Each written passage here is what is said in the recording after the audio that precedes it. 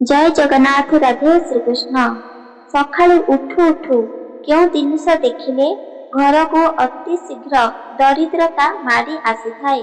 मने रखंतु निज घर को दरिद्रता आसीबार मुख्य 5टी कारण रहिछि। एही कारण जदि आपणक घरे प्रत्येक दिन करूछंती ताहाले जानि रख आपणक घरे केबे भी जीवन रे धन संपत्ति बढ़ी पारिबो नाही। घरे सुख शांति केबे भी रही पारिबो नाही। प्रत्येक दिन कली झगड़ा लागिबो, धन संपत्ति क्षय हेबो, परस्पर भितरे सदा सर्वदा क्रोधित होई रहिबाकू पड़िबो।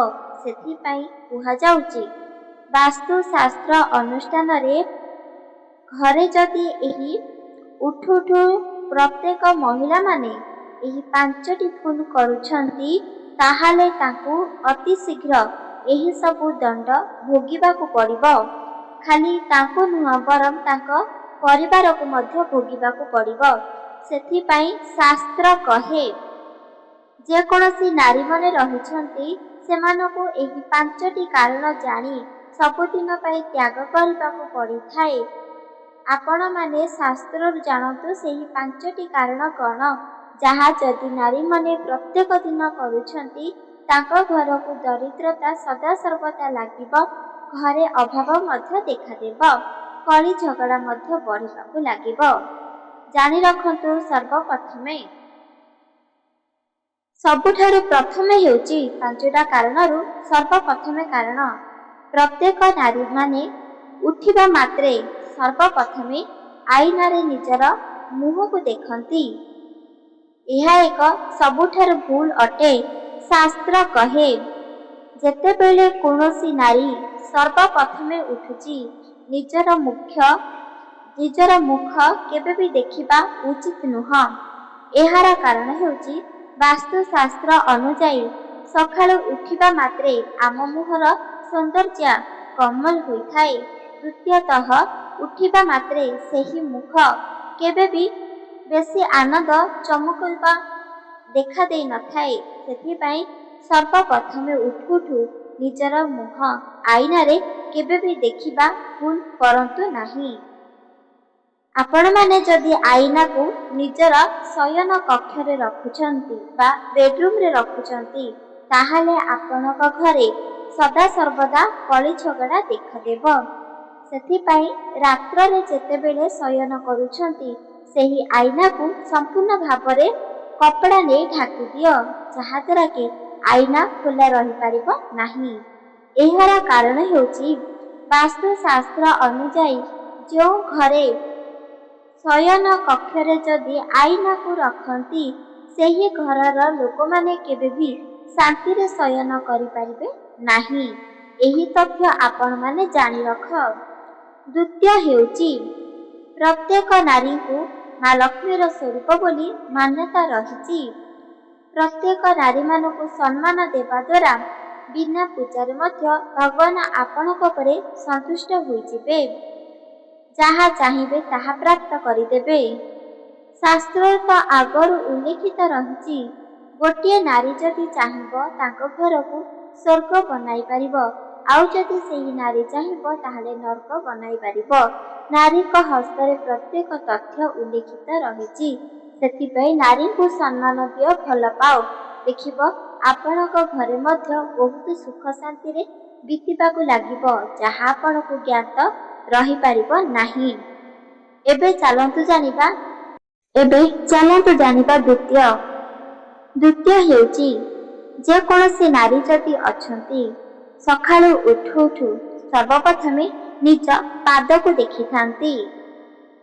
जदि जो नारी उठु उठु सर्वप्रथमे निज पाद को देखि थांती नहले जो जगह अलिया अवर्जना रही सेही जगह को देखि थांती ताहाले दिन सारा बीतीजिब किंतु तार मन शांति केबे भी रही पारिबो नाही।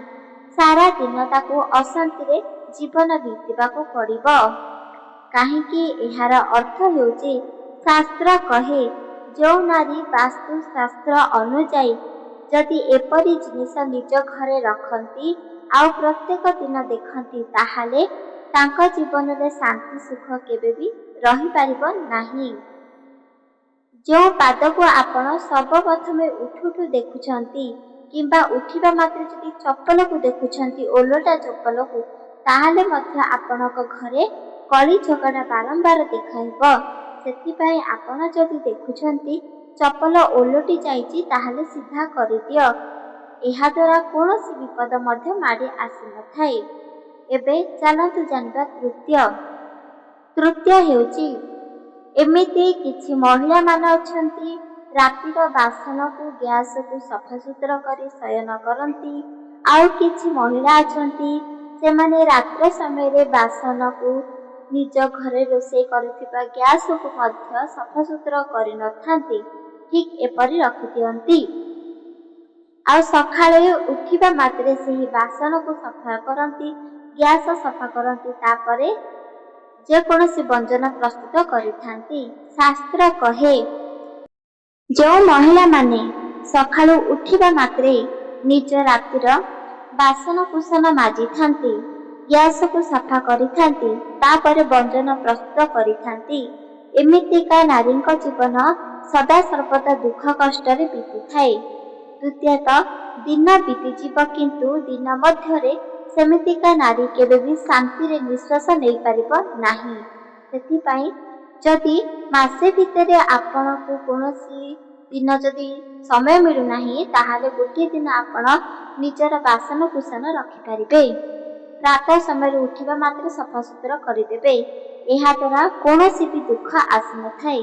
କିନ୍ତୁ ବହୁତ ମହିଳାମାନେ ଅଛନ୍ତି, ନାରୀମାନେ ଅଛନ୍ତି, ସେମାନେ ରାତ୍ର ସମୟରେ ହିଁ ନିଜର ବାସନକୁ ମାଜି ନଥାନ୍ତି ଆଉ ରଖିଦିଅନ୍ତି। ପ୍ରାତଃ ସମୟରେ ଉଠିବା ମାତ୍ରେ ଗ୍ୟାସକୁ ସଫା କରନ୍ତି, ବାସନକୁ ମାଜିଥାନ୍ତି। ଏହାଦ୍ୱାରା ତାଙ୍କର ଘରେ ପ୍ରତ୍ୟେକ ଦିନ କଳି ଝଗଡ଼ା ଲାଗି ରହୁଛି। ଆଉ ଏକଥା ସେମାନଙ୍କୁ ମଧ୍ୟ ଜ୍ଞାତ ନାହିଁ। ଏହି ସୁନ୍ଦର ତଥ୍ୟ ଆପଣମାନେ ଜାଣି ରଖ, କୌଣସି ବିପଦ ମଧ୍ୟ ସ୍ପର୍ଶ କରିପାରିବ ନାହିଁ। ଏବେ ଚାଲନ୍ତୁ ଜାଣିବା ଚତୁର୍ଥ ହେଉଛି, ପ୍ରତ୍ୟେକ ନାରୀମାନେ ନିଜ ଘରକୁ ସଜାଇଥାନ୍ତି।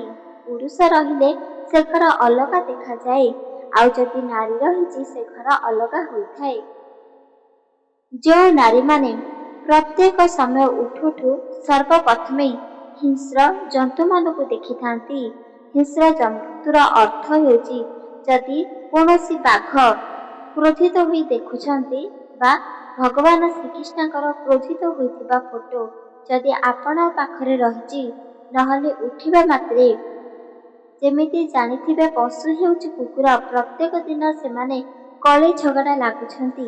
ଏହି ସବୁ ଜିନିଷ ଯେକୌଣସି ନାରୀ ଯଦି ସର୍ବପ୍ରଥମେ ଉଠିବା ମାତ୍ରେ ଦେଖନ୍ତି, ତାହେଲେ ତାଙ୍କ ଜୀବନ ନରକ ପାଲଟିଯିବ। ତାକେ ଚାହିଁଲେ ମଧ୍ୟ ଶାନ୍ତିରେ ରହିପାରିବେ ନାହିଁ। ଏହା ସତ୍ୟ ଅଟେ। ଆପଣମାନେ ପ୍ରତ୍ୟେକ ତଥ୍ୟ ଜାଣି ରଖ, କାହିଁକିନା ବାସ୍ତୁଶାସ୍ତ୍ର ଅନୁଯାୟୀ ଏହି ତଥ୍ୟ ପ୍ରତ୍ୟେକ ନାରୀମାନେ ଶିଖିବା ଜାଣିବା ଅତି ଉଚିତ ହୋଇଥାଏ। ଶାସ୍ତ୍ର କହେ, ସର୍ବପ୍ରଥମେ ଆପଣମାନେ ଓଲଟି ଯାଇଥିବା ଚପଲ କିମ୍ବା ଝଗଡ଼ା କରୁଥିବା କୌଣସି ବି ପଶୁ ବା ହିଂସ୍ର ଜନ୍ତୁକୁ ଫଟୋ କେବେ ବି ନିଜେ ଉଠୁ ଦେଖନ୍ତୁ ନାହିଁ। ଏହି ନିୟମକୁ ମନେ ରଖ, ନହେଲେ ସାରା ଦିନ ଆପଣଙ୍କ କଳି ଝଗଡ଼ା ଲାଗି ରହିବ। ଏବେ ଚାଲ ଜାଣିବା ଚତୁର୍ଥ ହେଉଛି, କିଛି ନାରୀମାନେ ଅଛନ୍ତି ଉଠିବା ମାତ୍ରେ ନିଜର ମୁଖ୍ୟକୁ ଦେଖିଥାନ୍ତି, ନିଜ ଶରୀରର ଅଙ୍ଗ ପ୍ରତ୍ୟଙ୍ଗକୁ ଦେଖିଥାନ୍ତି, ସଫାସୁତୁରା ରହିଥାନ୍ତି, କିନ୍ତୁ ଉଠିବା ମାତ୍ରେ ନିଜ ଘର ଦ୍ୱାରକୁ ସଫାସୁତୁରା କରିବାକୁ ଭୁଲି ଯାଆନ୍ତି। ସଦାସର୍ବଦା ଏକଥା କହିଥାନ୍ତି କି ନିଜେ ଯଦି ସୁନ୍ଦର ଦେଖାଯିବ, ତାହେଲେ ଘର ମଧ୍ୟ ସୁନ୍ଦର ଦେଖାଯିବ, କିନ୍ତୁ ଏହା ଅସତ୍ୟ ଅଟେ। ଘରେ ଯଦି ପ୍ରତ୍ୟେକ ଦିନ ଠିକ୍ ଏପରି ଅଳିଆ ଆବର୍ଜନା ଦେଖାଯିବ, ତାହେଲେ କେତେ ମଧ୍ୟ ପୂଜା ପାଠ କର, ମା ଲକ୍ଷ୍ମୀ କେବେ ବି ତୁମ ଘରେ ରହିପାରିବ ନାହିଁ। ଏହା ସତ୍ୟ ଅଟେ। ଆପଣମାନେ ଏହି ଗୋଟିଏ ତଥ୍ୟ ଜାଣି ରଖ, ଘରକୁ ସଦାସର୍ବଦା ସଫାସୁତୁରା ରଖିବା, ଝୋଟି ବା ଚିତା ପକାଇବା, ସଫାସୁତୁରା ରଖିବା, ଚିତା ପକାଇବା ଦ୍ୱାରା ମା ଲକ୍ଷ୍ମୀ ବହୁତ ଖୁସି ହୋଇଥାନ୍ତି। ଆଉ ସର୍ବସ୍ୱ ଆଶୀର୍ବାଦ ମଧ୍ୟ ପ୍ରଦାନ କରନ୍ତି। ସେଥିପାଇଁ ଏହି ତଥ୍ୟକୁ ଆପଣମାନେ ମନେ ରଖ। ଚାଲନ୍ତୁ ଜାଣିବା ପଞ୍ଚମ ତଥ୍ୟ ପ୍ରତ୍ୟେକ ବ୍ୟକ୍ତି ଜାଣିବା ଅତି ଉଚିତ ହୋଇଥାଏ। ପଞ୍ଚମ ତଥ୍ୟ ମନେ ରଖ। ଘରର ନାରୀମାନଙ୍କୁ ଦେବୀର ଆଖ୍ୟା ଦିଆଯାଇଛି। କିଛି ପୁରୁଷମାନେ ଅଛନ୍ତି ନିଜ ସ୍ତ୍ରୀଙ୍କ ଉପରେ ହାତ ଉଠାଇ ନଥାନ୍ତି। ତାଙ୍କର ପ୍ରତ୍ୟେକ ତଥ୍ୟ କହିବା ମାତ୍ରେ ସାଙ୍ଗେ ସାଙ୍ଗେ ଆସି ପହଞ୍ଚାଇ ଦେଇଥାନ୍ତି। ସେଥିପାଇଁ ଘରର ନାରୀ ତଥ୍ୟ ପ୍ରତ୍ୟେକ ବ୍ୟକ୍ତି ବିଶ୍ୱାସ କରନ୍ତି ଆଉ ନିଜ ଅନ୍ତରରୁ ଭଲ ମଧ୍ୟ ପାଆନ୍ତି। ସେଥିପାଇଁ ଏହି ପଞ୍ଚମ ତଥ୍ୟ ଆପଣମାନେ ଜାଣି ରଖ। ଯେତେବେଳେ କୌଣସି ନାରୀ ସଦାସର୍ବଦା ଅନ୍ୟର କଳି ଝଗଡ଼ା ଲାଗି ରହୁଛି, ଦୁଃଖ କଷ୍ଟ ବଢ଼ିବାକୁ ଲାଗୁଛି, ଯଦି ପଡ଼ୋଶୀ ଘରର ଏହି ସବୁ କାର୍ଯ୍ୟ ଦେଖୁଛନ୍ତି, ତାହେଲେ ଏହି ଉପାୟ ନିହାତି ଭାବରେ କରନ୍ତୁ। ଗୋଟିଏ ମୁଠା ଲୁଣ ନିଅନ୍ତୁ।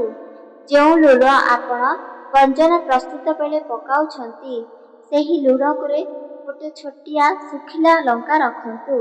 ଆପଣଙ୍କ ଘରର ମୁଖ୍ୟ ଦ୍ୱାର ଆଉ କିଛି କ୍ଷଣ ସାମ୍ନାରେ ଆପଣ ସେହି ତଥ୍ୟକୁ ଲୁଚାଇ ରଖନ୍ତୁ। ତା ପରଦିନଠୁ ଦେଖିବେ ଆପଣଙ୍କ ଜୀବନ ପରିବର୍ତ୍ତନ ହୋଇଥିବ। ଆପଣ ଯାହା ଚାହିଁବେ ତାହା ମଧ୍ୟ ମିଳିଯିବ। ଯେଉଁ ଘରର ନାରୀମାନେ ଯଦି ପରମ ଝଗଡ଼ା କରୁଛନ୍ତି ପ୍ରତ୍ୟେକ କ୍ଷଣ କିମ୍ବା କଳି ଝଗଡ଼ା ମାନେ ଲୋକ ସାଥିରେ ଉଠୁ ଯଦି କିଛି କଥାବାର୍ତ୍ତା କରନ୍ତି, ତାହେଲେ ମଧ୍ୟ ବିପଦ ମାଡ଼ି ଆସିଥାଏ। ଶାସ୍ତ୍ର କହେ, ଉଠିବା ମାତ୍ରେ ଯେକୌଣସି ନାରୀ ଯଦି ଭଗବାନଙ୍କର ନାମ କୀର୍ତ୍ତନ କରନ୍ତି, ଭଗବାନଙ୍କୁ ମାନନ୍ତି, ସିଏ ସଦାସର୍ବଦା ବହୁତ ଖୁସି ଆଉ ଆନନ୍ଦରେ ରହିଥାନ୍ତି। ଏକଥା ସତ୍ୟ ଅଟେ। ଏହି ତଥ୍ୟ ପ୍ରତ୍ୟେକ ବ୍ୟକ୍ତି ମନେ ରଖିବା ଉଚିତ ଅଟେ। ଏହି 5ଟି ଭୁଲ କେବେ ବି କରନ୍ତୁ ନାହିଁ, ଯାହାଦ୍ୱାରା କି କ୍ରୋଧିତ ହୋଇଯିବେ। ଏହି ତଥ୍ୟରୁ ଆପଣମାନେ ଜାଣିଥିବେ, ଏହି 5ଟି ତଥ୍ୟ ଆମେ ଯଦି ଭୁଲ ମଧ୍ୟ ରଖିବା, ତାହେଲେ ବହୁତ ବଡ଼ ପାପ ଲାଗିବ। ପଞ୍ଚମ ତଥ୍ୟ ଆହୁରି କିଛି କ୍ଷଣ ରହିଛି। ଯେମିତିକି କୁହାଯାଉଛି, ଯେକୌଣସି ବ୍ୟକ୍ତି ଯଦି ସଦାସର୍ବଦା ଖୁସି ଆଉ ଆନନ୍ଦରେ ରହୁଛନ୍ତି, ପ୍ରତ୍ୟେକ ବ୍ୟକ୍ତି ଚାହିଁବେ ସେ ସଦାସର୍ବଦା ଆନନ୍ଦରେ ରୁହନ୍ତୁ। ପଞ୍ଚମ, ଯେପରି ଉଠିବା ମାତ୍ରେ ଯଦି ଆପଣଙ୍କୁ ପଡ଼ୋଶୀଙ୍କର କୌଣସି ଧନ ମାଗୁଛନ୍ତି ବା ଧାର ମାଗୁଛନ୍ତି, ତାହେଲେ ଉଠିବା ମାତ୍ରେ କାହାକୁ ମଧ୍ୟ ଧାର କରଜ ଦିଅନ୍ତୁ ନାହିଁ। ଯଦି ଏପରି ଭୁଲ କରୁଛନ୍ତି, ଧାର କରଜ ଆପଣଙ୍କୁ କେବେ ବି ଫେରସ୍ତ ହେବ ନାହିଁ। ଏହି ତଥ୍ୟ ଆପଣମାନେ ମନେ ରଖ। ଯେକୌଣସି ନାରୀ ବା ପୁରୁଷ ଯଦି ଉଠିବା ମାତ୍ରେ ଏହି ଯଦି ଅନ୍ୟକୁ ଧାର କରଜ ଦେଇ ଦିଅନ୍ତି, ତାହେଲେ ବହୁତ ଜଲ୍ଦି ତାଙ୍କ ଜୀବନକୁ ବିପଦ ମାଡ଼ି ଆସିବ। ଏହି ତଥ୍ୟ ଆପଣମାନଙ୍କୁ କିପରି ଲାଗିଲା ନିହାତି ଭାବରେ ଭିଡ଼ିଓ ମାଧ୍ୟମରେ ଜଣାଇ ପାରିବେ। କିନ୍ତୁ ଏକଥା ମନେ ରଖନ୍ତୁ, ମା ଲକ୍ଷ୍ମୀନାରାୟଣଙ୍କୁ ପ୍ରାପ୍ତ କରିବାକୁ ହେଲେ ଏହି 5ଟି ଭୁଲ କେବେ ବି କରନ୍ତୁ ନାହିଁ। ରହୁଛି। ଜୟ ଜଗନ୍ନାଥ, ଜୟ ମା ଲକ୍ଷ୍ମୀ, ଜୟ ଶ୍ରୀକୃଷ୍ଣ, ରାଧେ ରାଧେ ଶ୍ରୀକୃଷ୍ଣ।